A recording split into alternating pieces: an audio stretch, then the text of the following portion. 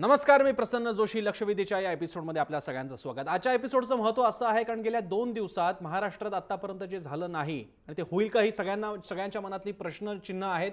तो मुद्दा म्हणजे शिवसेना मनसे एकत्र येणार का. बाळा नांदगावकरांनी आज प्रेस कॉन्फरन्स घेतली, ज्याच्यात म्हटलं आम्ही 7 दिवस 7 वेळा फोन वगैरे केले पण अजून काही प्रतिसाद मिळालेला नाही. उद्धव ठाकरे म्हणतात की कोणासोबत युती करणार नाही. या परिस्थितीमध्ये निलेश, आता $1,000,000 प्रश्न हा आहे की या दोघांच्या भावांच्या मनात चाललंय तरी काय.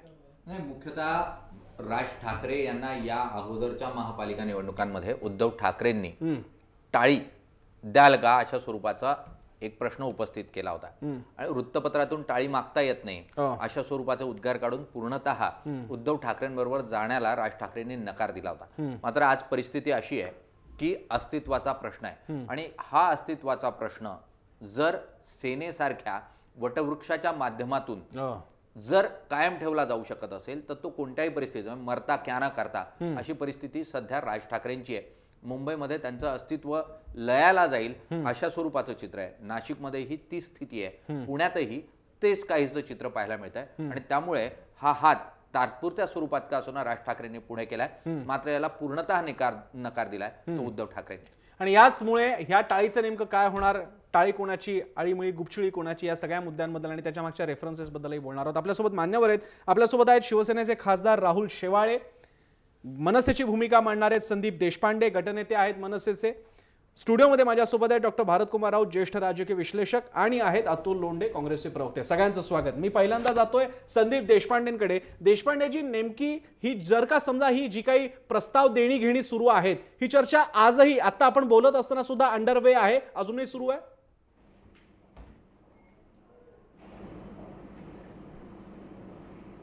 नाही, कसं आहे, मला असं वाटतं नांदगावकर साहेब गेले होते, ते आमच्या पक्षाचे ज्येष्ठ नेते आहेत, त्यांनी प्रस्ताव दिलेला आहे आणि आता शिवसेनेने ठरवायचं आहे आणि कदाचित त्यांनी ठरवलं असेल की बाबा युती नाही करायची आहे तर तो त्यांचा विषय. आम्ही एक प्रस्ताव देऊन बघितला, याच्यामध्ये काही चुकीचं आहे असं मला वाटत नाही. याच्यामध्ये आमची एक भूमिका होती की शिवसेना आणि भाजप जे काय चाललेलं होतं, जे काय चाललंय रामायण, त्याच्यामध्ये भारतीय जनता पक्षासारखा पक्ष जो प्रादेशिक पक्षांना गिळंकृत करण्याच्या भूमिकेमध्ये आहे. आज पूर्ण देशभर जर आपण चित्र बघितलं तर नितीश लालू एकत्र आलेले दिसतात, उत्तर प्रदेशमध्ये काँग्रेस समाजवादी पक्ष एकत्र आलेले दिसतात. आता यांची काही खूप मोठी वैचारिक भिन्नता असून पण ते एकत्र आलेले आहेत. भाजपला रोखणं हा अजेंडा होता, त्याच्यासाठी आम्ही प्रयत्न केले.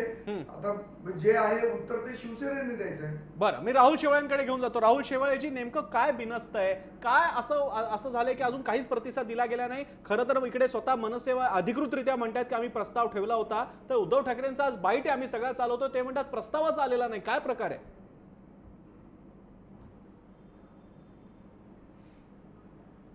नाही, याच्यात काही बिनसलं नाही आहे. शिवसेना पक्षप्रमुख उद्धवजींनी ज्यावेळी शिवसैनिकांचा गटप्रमुखांचा मेळावा होता, त्या मेळाव्यामध्ये शिवसेनेची पुढील दिशा ही स्पष्ट केली होती.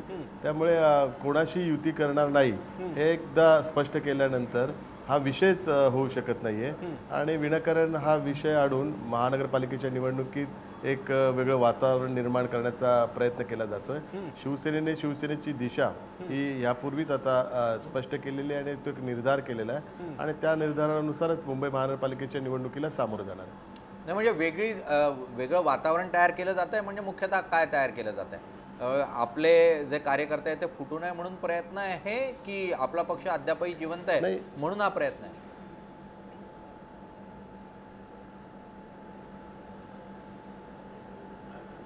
कोणासाठी हा प्रश्न? शेवाळेजी, तुमच्यासाठी मुख्यतः वेगळं वातावरण तयार केलं जातं म्हणजे काय केलं जात आहे मनसेकडून?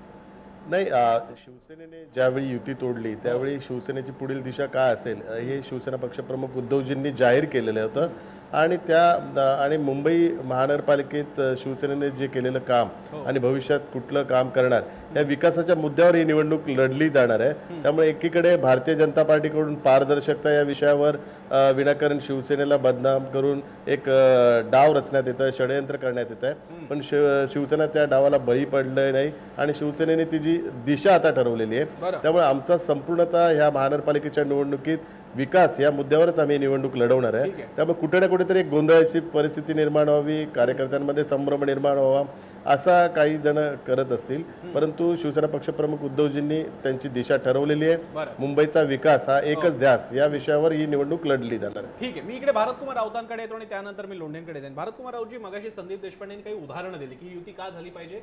काँग्रेस आणि समाजवादी जर का उत्तर प्रदेशमध्ये येऊ शकतात, लालू नितीश जर का बिहारमध्ये येऊ शकतात, पण या दोन्ही ठिकाणी एक तर समोर भाजप होता आणि दोन्ही पक्षांची स्थिती ढासळलेली होती आणि स्वतःमध्ये काहीतरी ताकद होती. आज मनसेचा काही स्वीकार करावा, युती करावी या पोझिशनमध्ये, या गरजेमध्ये मुळात शिवसेनेला आज गरज आहे का? बरं झालं तुम्ही हा प्रश्न, मी थोडं विस्ताराने याचं उत्तर देतो. ते असं आहे की मला वाटत नाही आणि इच्छाही नाही किंवा असं होणार नाही याची मला खात्री आहे, ते म्हणजे शिवसेना मनसेला कुठल्याही पद्धतीने याच्यामध्ये बरोबर घेईल असं मला वाटत नाही. याचं महत्त्वाचं कारण असं की गरज नाही. आणि दुसरी गोष्ट, गरज नाही ह्याच्यापेक्षा मनसेला बरोबर घेणं हे शिवसेनेला त्रासाचं आहे, त्यामुळे ते घेणार नाही याची मला खात्री आहे. मग दुसरा प्रश्न असा येतो की मनसेने अशी का, ज्याला ऑलिव्ह ब्रांच म्हणतात, ती का त्यांना ऑफर केली, का त्यांच्या पुढे आणली आहे, आणि निवडणुकीच्या ऐन तोंडावर अशा तऱ्हेची पडती भूमिका घेणं हे कितपत योग्य आहे. तर त्याच्यामध्ये सुद्धा हा मनसेची सुद्धा एक चांगली व्यूहरचना आहे की त्यांनी आता एक केलेलं आहे की त्यांनी शिवसेनेकडे आपली ऑफर दिलेली आहे, धाकटा भाऊ म्हणून येण्याची तयारी दर्शवलेली आहे. आता ही जर शिवसेनेने जर का नाकारली तर याचा अर्थ जे आपण आज भाजपला म्हणतो की भाजपमध्ये अहंकार आलेला आहे, भाजप अशा तऱ्हेने झालेलं आहे, तीच गोष्ट ही यापुढे शिवसेनेबरोबरही बद्दलही बोलली जाईल. ही त्याच्यामध्ये त्यांची एक स्ट्रॅटेजी आहे असं मला वाटतं.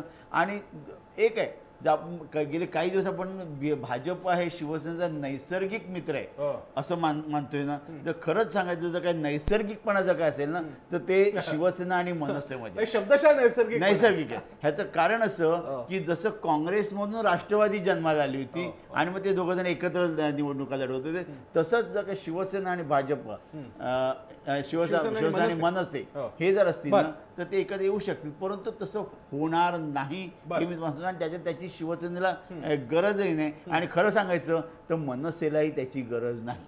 मनसेलाही मनापासून ही युती व्हावी असं वाटत नाही. याचं कारण मग सतत त्यांना सेकंड फिडल वाजवणं म्हणतात, हे सेकंड फिडल वाजवण्याची भूमिका घ्यावी लागेल. आणि राज ठाकरे सतत काय सांगत आलेत, माझ्या हाती एक हाती सत्ता द्या, हे सतत ते सांगत आलेत.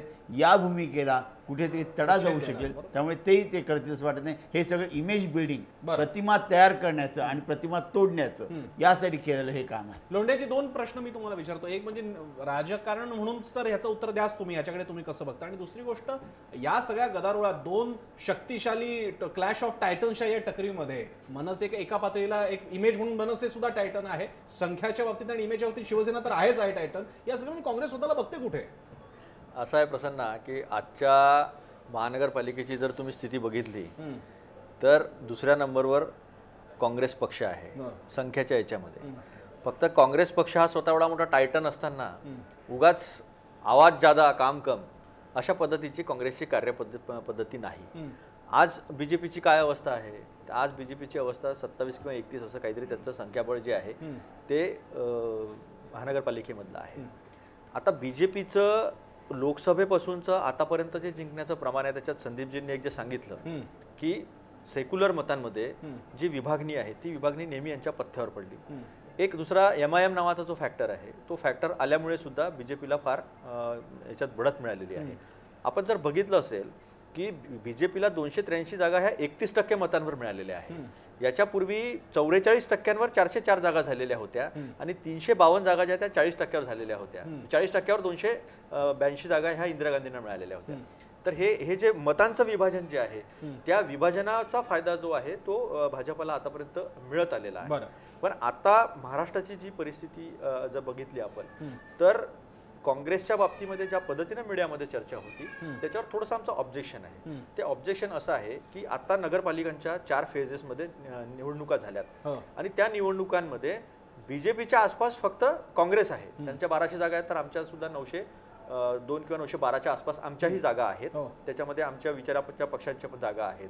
आणि हे केव्हा आहे, जेव्हा आम्ही विरोधामध्ये आहे. हे केव्हा आहे की सातत्यानं मीडियामधून आणि सगळ्या गोष्टींमधून ह्या चर्चा सुरू आहे की काँग्रेस संपली, काँग्रेस लयाला गेली. पण हा फॅक्टर कोणी लक्षात घेत नाही, कारण की हा एक तर सवयीचा भाग झालेला असावा किंवा मग कुठली तरी स्ट्रॅटेजी असावी की काँग्रेसच्या संदर्भामध्ये अशी चर्चा केली की तो फॅक्टर राहत नाही. हे कधी आहे तर हे सगळे फॅक्टर जागेवर ठेवल्यानंतर सेक्युलर मतांचं विभाजन म्हणजे काँग्रेस हा डार्क हॉर्स आहे मुंबईतला असं तुम्हाला म्हणायचं? काँग्रेस हा डार्क हॉर्स नाही, काँग्रेस हा फाईट मध्ये आहे. आम्हाला पण आमची जी फाईट करणाऱ्या संजय निरुपमांचा तुम्ही अभिमन्यू करून टाकलाय, त्याबद्दल तुमचं काय? तुमचा कोणताच नेता त्या माणसाला स्वीकारायला तयार नाहीये. तुमचा सहकारी पक्षाचा नेता तर त्यांना मूर्ख म्हणतो, ते सोडून द्या. तुमचे पक्षातले नेते स्वीकारत नाहीयेत त्यांना. नाही, आता असं आहे की काँग्रेस पक्ष हा मल्टिपल लिडरशिपचा पक्ष आहे. बरं. आणि मल्टिपल लिडरशिपमध्ये थोडेफार जे वाद असतात ते वाद आहे ते आमच्या पक्षात आहे असं नाही आहे, दुसऱ्या पक्षात आहे. फक्त आमच्या पक्षामध्ये लोकशाही जी आहे ती व्यवस्थित मेंटेन केल्या जाते. आपले विचार व्यक्त करण्याची जी आहे ती संधी काँग्रेसमध्ये सर्वात जास्त असल्यामुळे ते दिसून पडतं. पण आपण जर आजही मागच्या, मी पुन्हा एकदा सांगतो की नगरपालिकांच्या निवडणुकांमध्ये भाजपाचं जे पर्सेंटेज होतं ते 42 वरून 24 वर आलं.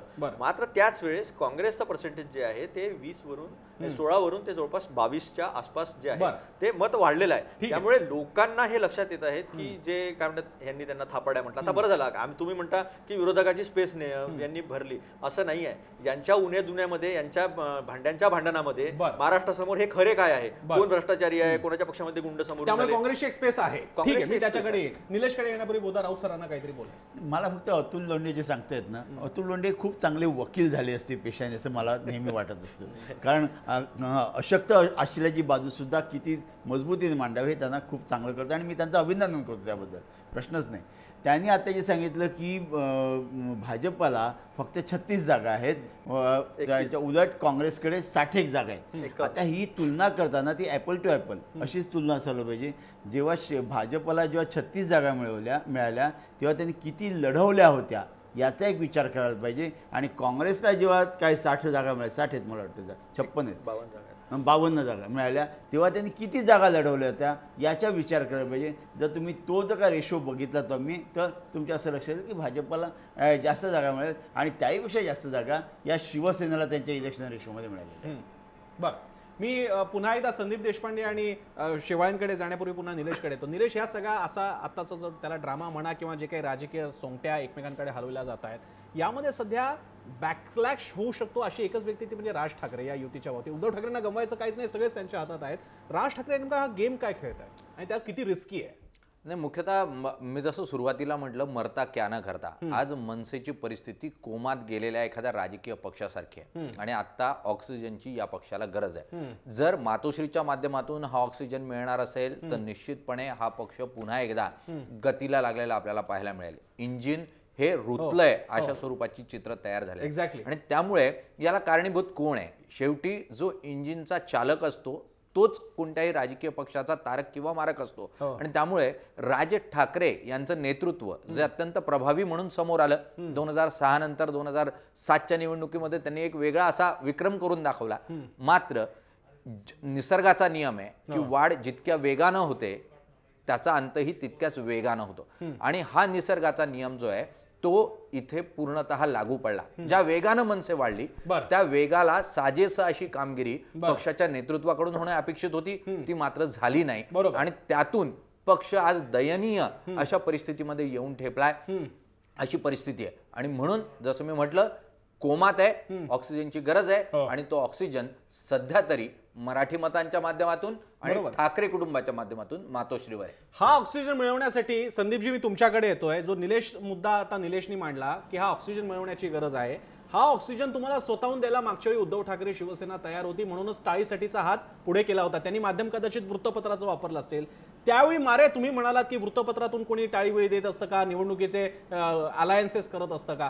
मला संदीपजी तुम्हाला असं मला विचारायचं आहे, असं नाही वाटत ती चूक आज भोवते उद्धव ठाकरेंनी ते लक्षात ठेवलं की आपला सगळ्यांसमोर हा पाणउतारा झालाय आणि हा आता आपण धडा शिकवायचा, ही ती चूक तुम्हाला भोवली आहे?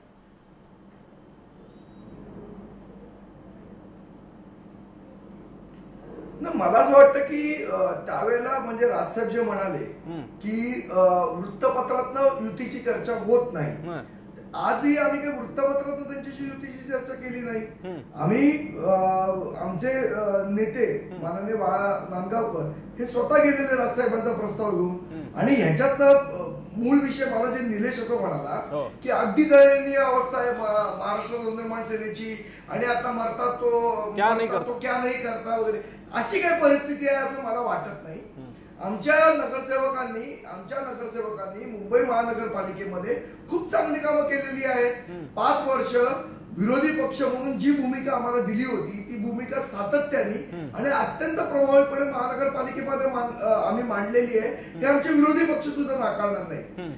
महत्वाचा विषय नाशिकमध्ये सत्ता आल्यावर ज्या पद्धतीची आम्ही विकास कामं केली आहे, बसेस भरभरून इतर लोकांना नेऊन दाखवलेली आहेत. शिवाय आमचं काम लोकांपुढे ठेवू, त्याच्यानंतर जनता निर्णय करेल. मला असं वाटतं 2-4 मीडियातले लोक नाही निर्णय करू शकत की आमची अवस्था दयनीय झाली आहे आणि आमची अगदी वाईट परिस्थिती आहे, आता ऑक्सिजनच पाहिजे.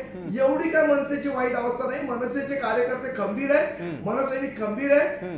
एक प्रस्ताव आम्ही देऊन बघितला, पटला तर ठीक आहे. आम्ही काय जबरदस्ती अंगावर बसलो नाही की शिवसेने युतीच करावी म्हणून. त्यांना नाही वाटलं, त्यांनी नाही करावी, तो त्यांच्या इच्छेचा प्रश्न आहे. आम्हाला असं वाटतं की भाजपचा रथ रोखण्यासाठी हे गरजेचं आहे. त्यांना तसं वाटत नसेल, तो त्यांच्या इच्छेचा प्रश्न आहे. आम्ही आमचं संघर्षाचं जे राजकारण आहे इतके वर्ष आम्ही करतोय ते आम्ही चालू ठेवू ना. बरं, मी या संदीपजी मी आहे ना तुमचं व्यक्तिशः अभिनंदन करतो की तुम्ही मुंबई महानगरपालिकेमध्ये खूप चांगलं काम केलं, गटनेते म्हणूनही आणि मनसेचे नेते म्हणूनही.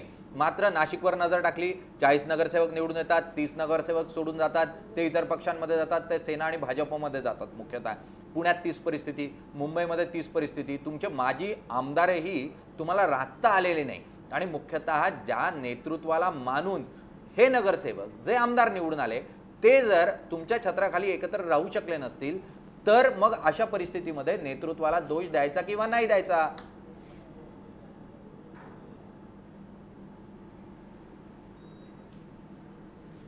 दोन गोष्टी आहेत निलेश, याच्यात मला अत्यंत स्पष्टपणे सांगावशे वाटतात की राजकारणामध्ये एखाद्याला बॅड पॅच येतो का, तर येतो.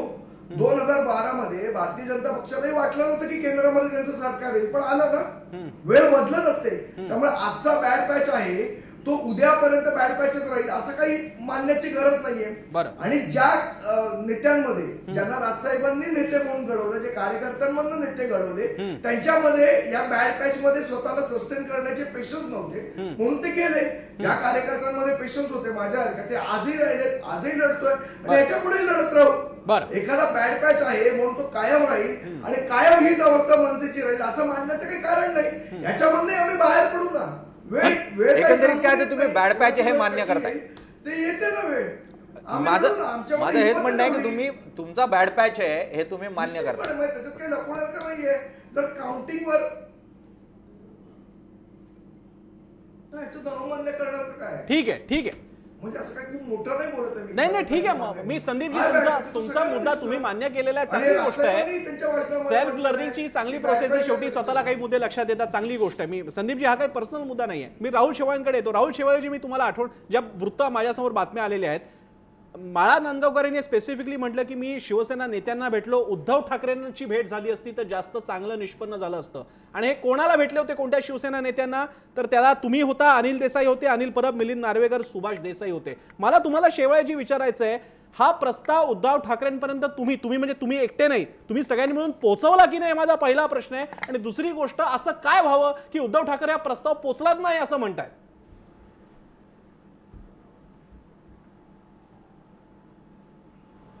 कुठला प्रस्ताव, कारण मला काहीच तुमचं संभाषण ऐकू आलं नाही. शेवाळेजी, माझा आवाज पोहोचतोय? हॅलो शेवाळेजी, आवाज पोहोचतोय माझा? हा, आवाज पोहोचतोय, पण ह्या पूर्वीचं तुमचं संभाषण काहीच नीट सांगतो, परत सांगतो. शेवाळेजी, माझा प्रश्न असा होता, बोला ना. बाळा नांदगावकरांनी आज म्हटलं की मी स्वतः मातोश्रीवर गेलो आणि युती संदर्भातला प्रस्ताव मांडला. हा कुणासमोर प्रस्ताव मांडला, तर राहुल शेवाळे, सुभाष देसाई, अनिल देसाई, अनिल परब, मिलिंद नार्वेकर हे सगळे हजर होते. आता तुम्ही सगळे हजर असताना सुद्धा आणि तो प्रस्ताव अधिकृतरित्या बाळा नांदगावकरांनी दिला असताना सुद्धा उद्धव ठाकरे असं का म्हणतात की माझ्यापर्यंत प्रस्ताव आला नाही? म्हणजे तुम्ही सगळ्यांनी मिळून तो प्रस्ताव पोहोचू दिला नाही की काय?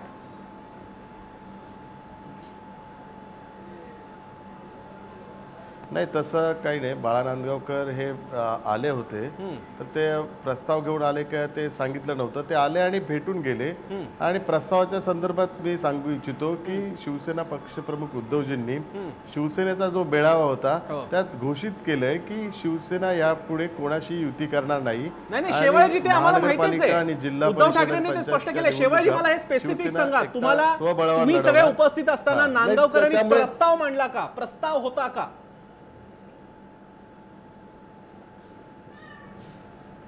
नाही प्रस्ताव नाही मांडला. ते भेटायला आले होते तर त्यांची भेट झाली नाही. त्यानंतर त्यांना नंतर कळवू असं सांगितलं झालं.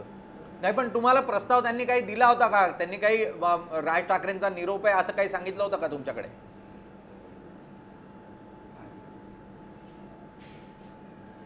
निरोप नाही. त्यांनी सांगितलं या संदर्भातला विचार व्हावा. असा काय प्रस्ताव त्यांनी काही दिला नाही. या संदर्भात आपण विचार करावा आणि त्या संदर्भात कळवा. तर त्यानंतर त्यांना कळवण्यात आलं की या संदर्भात नंतर आपण कळवू.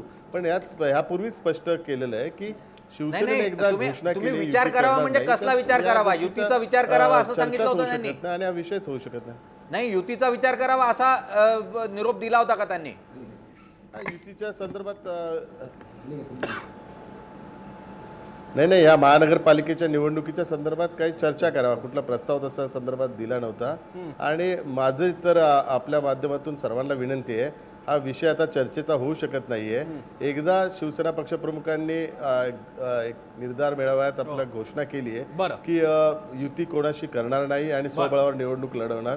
त्यामुळे हा विषयच होऊ शकत नाही. शेवाळजी तुम्ही आताची सगळ्यात मोठी बातमी दिलेली आहे. शेवाळजी तुमच्या लक्षात येत आहे का? तुम्ही आताची सगळ्यात मोठी बातमी दिलेली आहे. मनसेकडनं अधिकृत प्रस्ताव आणलाच गेला नाही हे तुम्ही जाहीर करताय आमच्या चॅनलवरती. मी संदीप देशपांडेंना विचारतो. देशपांडे माझ्यासमोर महाराष्ट्र टाइम्सची वेबसाईट आहे, त्याच्यामध्ये शब्द तुमच्या बाळा नांदगावकरांच्या तोंडी आहेत आणि त्याच्यात असं लिहिलं होतं की मी उद्देशाने युतीचा प्रस्ताव घेऊन गेलो होतो आणि तिथे ही सगळी मंडळी उपस्थित होती. आम्ही विनाट युती करायला तयार होतो. आमच्या ज्या जागा आहेत त्या आम्हाला द्या. म्हणजे सरळ सुमी प्रस्तावाचा फॉर्म्युला डोळ्यासमोर ठेवला होता. पण राहुल शेवाळे म्हणतात की प्रस्ताव आला नव्हता. देशपांडेजी नेमका काय प्रकार चालू आहे?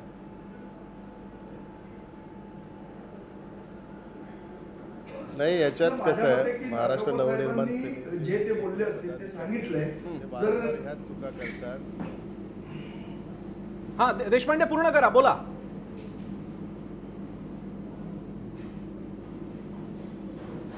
माझं असं म्हणणं आहे की बाळा नांदगावकरांना जेव्हा हा प्रश्न विचारला होता तेव्हा त्यांनी सांगितलं की जर मी हा प्रस्ताव त्यांच्या नेत्यांकडे दिलेला आहे, जर नेत्यांनी तिकडे पोहोचवला की नाही पोहोचवला हे कळायला आम्हाला मार्ग नाही. आणि आता नेते पण जर म्हणत असतील की असं काही बाळा नांदगावकर येऊन बोललेच नाही, तर काय बाळा नांदगावकर साहेब चहा प्यायला गेले होते तिकडे? बरं शेवाळ्याजी याचं उत्तर द्यायला हवं. मग बाळा नांदगावकर आले कशासाठी होते मातोश्रीवर? म्हणजे काय लॉजिकच नाही ना त्याच्यात. काय बाळा नांदगावकर प्रस्ताव घेऊन नाही आले असं तुम्ही म्हणत असाल तर नांदगावकर आले कशाला मातोश्रीवर?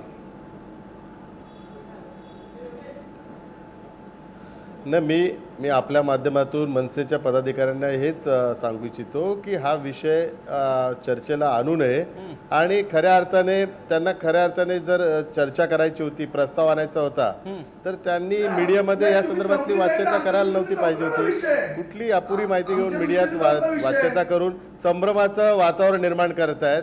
खऱ्या अर्थाने त्यांना प्रस्ताव कुठला आणायचा असेल तर त्या संदर्भात पहिली चर्चा व्हावी ना.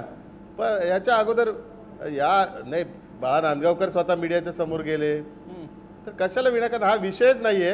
आणि आपल्या माध्यमातून सगळ्यांना सांगू इच्छितो हा विषय नाही, या विषयावर चर्चा पण होऊ नये. आता महानगरपालिकेची निवडणूक आहे, त्या महानगरपालिकेची निवडणूक शिवसेना स्वबळावर लढेल आणि विकासाच्या मुद्द्यावर लढेल. मी इथे फार मोठी ब्रेकिंग न्यूज स्वतः दिलेली आहे शेवाळ्यांनी, आणि याच्यामुळे सगळ्या चर्चेला 360 डिग्री टर्न मिळणार आहे. पण त्याच्या बाबतीत पुढे बोलण्यापूर्वी एक छोटासा ब्रेकच्या नंतर हे बाकीचे मुद्दे पाहत राहा. जय महाराष्ट्र.